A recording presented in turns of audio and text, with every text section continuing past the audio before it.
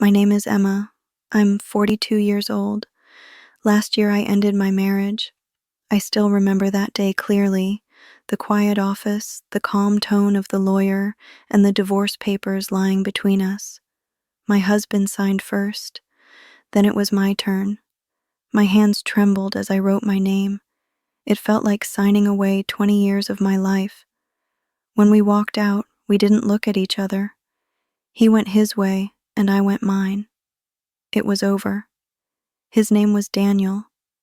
He wasn't always like this. When we met, he was gentle and loving.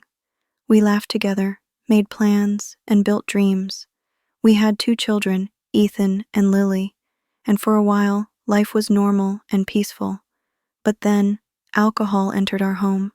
At first, Daniel drank only on weekends. He said it helped him relax after work. I didn't worry much then, but slowly, one glass turned into many. Evenings became noisy, mornings became heavy. He started missing work. Then he lost his job altogether. I tried to help him. I begged him to stop.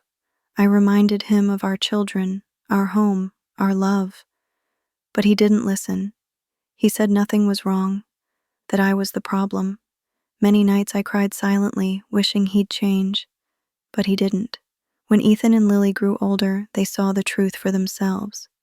They saw their father drunk, angry, and lost. One night, Ethan asked me, "Mom, why do you stay?"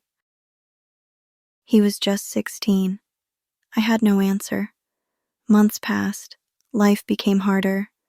Daniel stopped bringing money home. I worked long hours, borrowed from my parents, and tried to keep the house standing. He sold our things, first the television, then even my ring. Every piece he took broke something inside me. Still, I stayed, out of fear, out of hope, out of love that no longer lived. But one night, when he came home drunk and furious, something in me broke for good. He shouted, threw a chair, and scared the children. That night I realized, if I didn't leave, things would only get worse. The next morning, I called my friend Sarah, who had gone through a divorce herself. She told me, "You must be strong. You deserve peace." Her words gave me courage. I spoke to a lawyer. I cried through the process, but the lawyer was kind and patient. She told me, "You have rights. You can build a new life." The divorce took months, endless papers and tears. The children were sad but understanding. They said they wanted peace more than anything.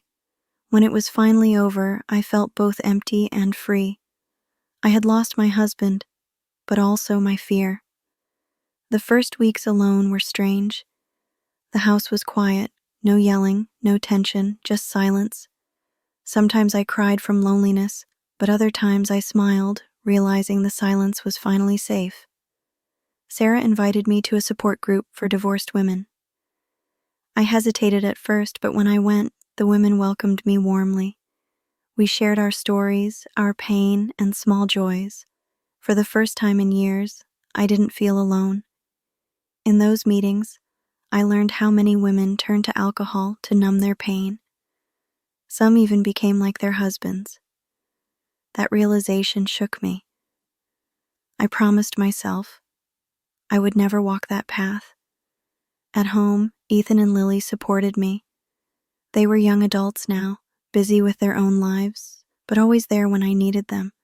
They helped me fix things, shop, and sometimes just sit and talk. One day, Lily smiled and said, "Mom, you look happier now." And she was right. Slowly, I was healing. I started reading again, cooking peacefully, walking in the park, and laughing with Sarah. She often said, "We're not broken, Emma. We're free." Her words stayed with me. Later, I met a younger woman in our group named Rachel. She had 2 little kids and was heartbroken because her husband left her.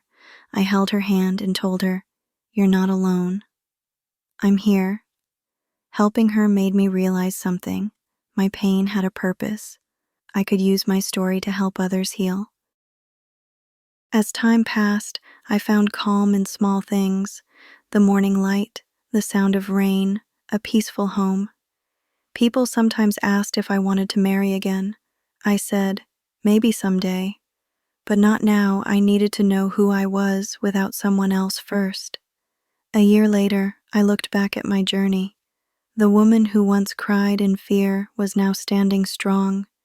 My heart was lighter, my children were safe. My home was filled with peace, not shouting. I realized that divorce wasn't the end, it was a new beginning. A woman can fall, but she can rise again. Loneliness can't destroy you if you fill it with hope, friendship, and small joys. One evening, Sarah visited me for dinner. She looked at me and said, "Emma, you're not the same woman I met a year ago. You're free now." Her words brought tears to my eyes, not of pain, but gratitude. That night I sat by the same window where I once cried alone. The house was quiet, beautifully quiet, and I whispered to myself, I am free. I am enough. I will never go back to that life again.